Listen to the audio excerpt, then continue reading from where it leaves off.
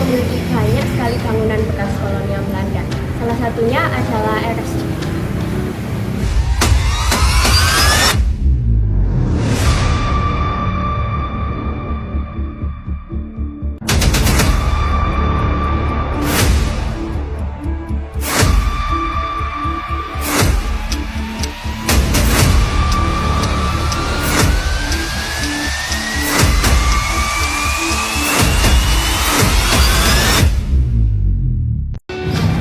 Saat ini saya sedang berada di Museum RSJ Rajimani Jatiwirrat yang terletak tak jauh dari bangunan utama rumah sakit.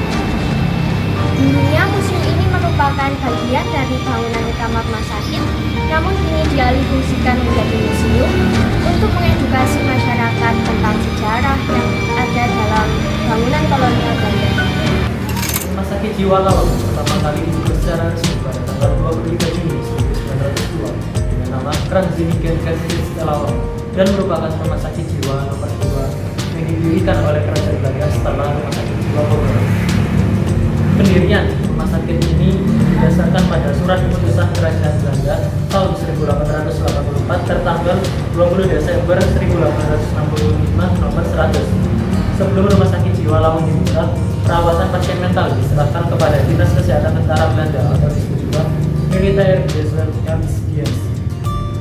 Dalam rangka memperlancar penyaluran pasien ke masyarakat, Bulhospol mengajukan rencana perluasan rumah sakit jiwa kepada Departemen van Onderwijs en Experience, di mana pada tahun 1909 jumlah pasien mencapai 1.171 dan usaha-usaha perluasan rumah sakit untuk dapat menampung pasien amat mendesak. Pada waktu itu, beratus-ratus pasien mental masih dititipkan ke berbagai penjara sebelum dikirim ke rumah sakit jiwa. Dalam kurun waktu 1905 hingga 1906, tercatat salah seorang dokter Indonesia pertama yang bekerja di Rumah Sakit Jiwa Lawang adalah Dr. KRT Radiman Widyodiningrat. Halo, kembali lagi bersama saya Iman Aryapati. Di sini saya dan bersama teman saya akan mereview kawasan Rumah Sakit Jiwa Lawang. Mari ikuti saya.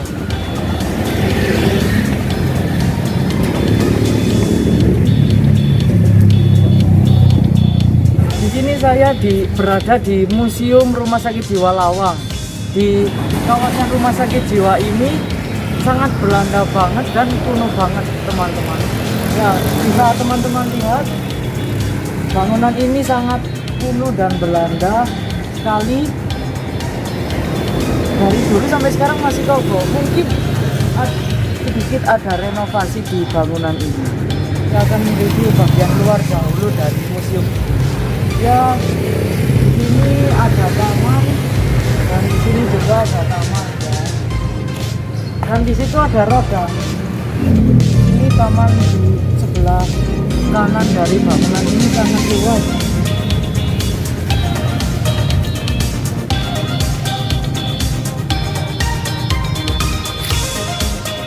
Mari lanjut.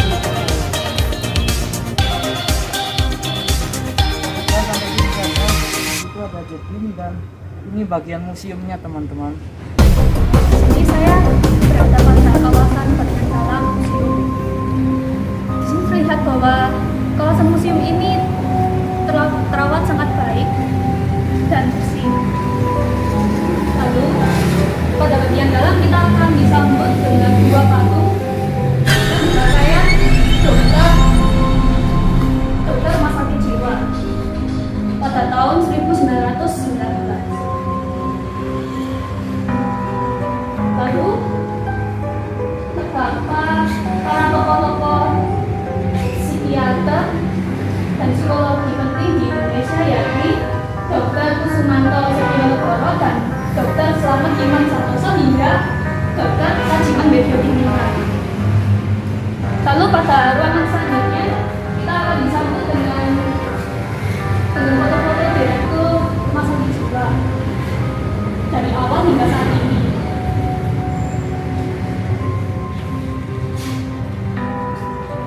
Lalu di sini juga terdapat bel, yaitu bel yang dibunyikan saat ketika akan digunakan untuk memanggil seorang staf. Lalu meja direktur dan mesin ketik.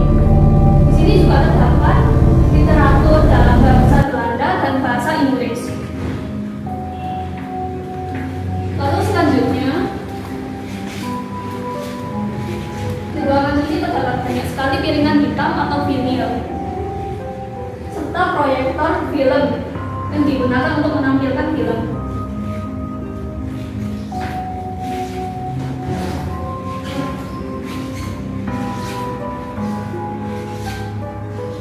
Di sini terdapat sebuah bathtub.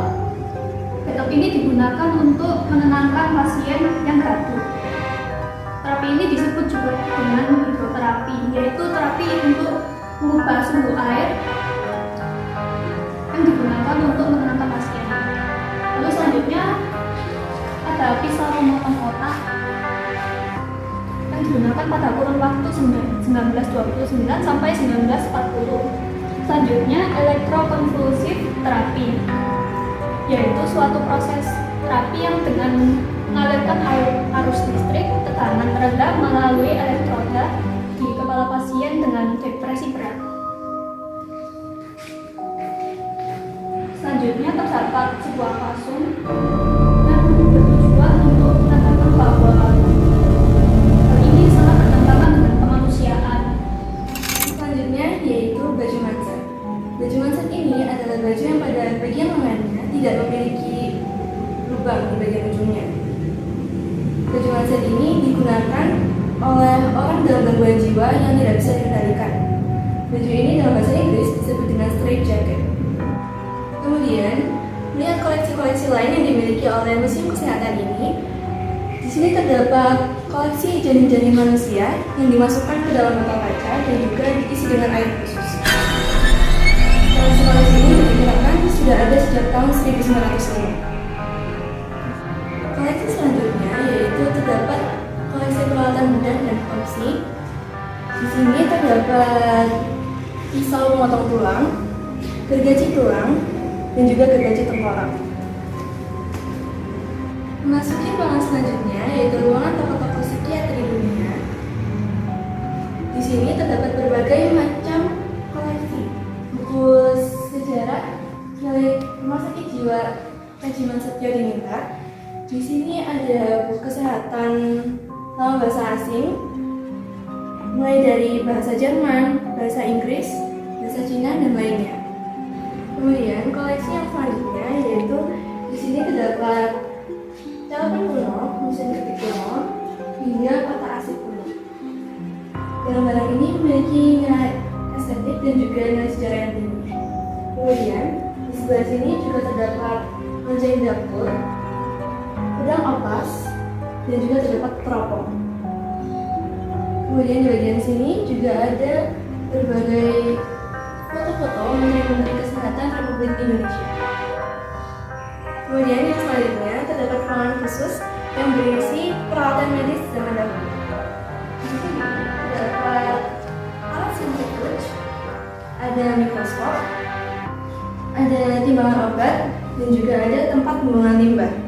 Kemudian di sini ada alat diatermi, dan di sebelah sini ada defibrillasi. Dan kemudian di sini juga ada endoskop dan instrumen refraksi mata. Di sebelah sini ada peralatan medis dan juga kotak obat.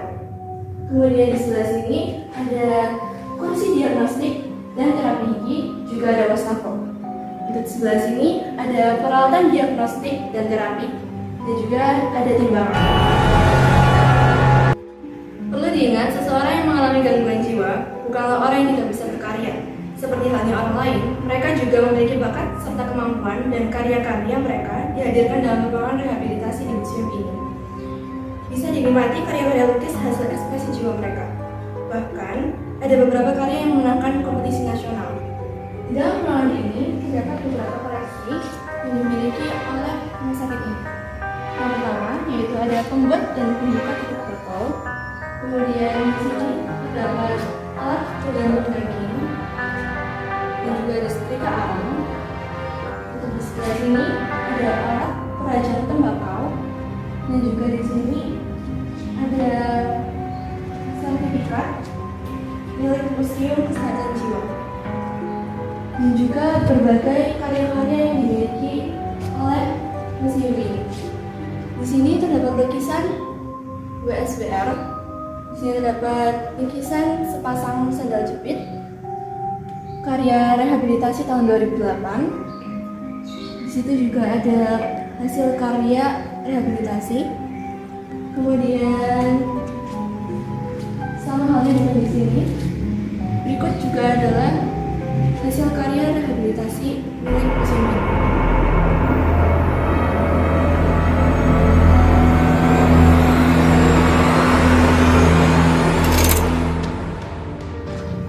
Meski terbilang sebagai bangunan yang tua dan sudah berumur ratusan tahun, nyatanya rumah sakit ini masih tetap berdiri kokoh dan hanya mengalami sedikit perbaikan saja. Lantas, akan rumah sakit ini akan terus beroperasi selamanya atau justru akan tertawan oleh otoritas arus perubahan dunia? Saya Renan Berdalam. Saya Berdian Cahaya Ramadhani. Saya Safira Salihania. Saya Ivan Aryapati. Saya Kalsari Penyakit Kebiayaan. Saya Sarah Setiawati. Terima kasih.